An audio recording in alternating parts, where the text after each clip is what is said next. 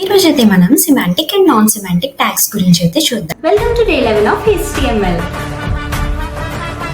Sai Durga, believe in yourself. Coming to semantic tags, we have header, main and footer.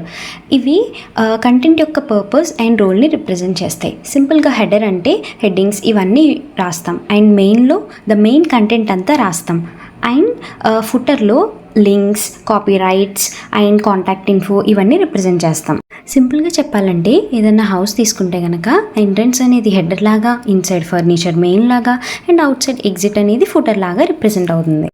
Next coming to non semantic tags. ఇవి ఏ కంటెంట్ని represent చేయు but just containers. మనకి 2 types of non semantic tags ఉంటాయి, ఒకటి div, ఇంకొకటి span. మనం డివ్ని block level element అని అంటాం, అండ్ అలానే స్పాన్ని ఇన్లైన్ ఎలిమెంట్ అని అంటాం. ఎందుకంటే ఇప్పుడు మనం చూద్దాము, రైట్ క్లిక్ చేస్తే మనం ఇన్స్పెక్ట్ చేయొచ్చు మన కోడ్ని. ఇప్పుడు రైట్ క్లిక్ చేసి కోడ్ని ఇన్స్పెక్ట్ చేసి నా మెయిన్లో ఉన్న డివ్ మీద క్లిక్ చేయండి.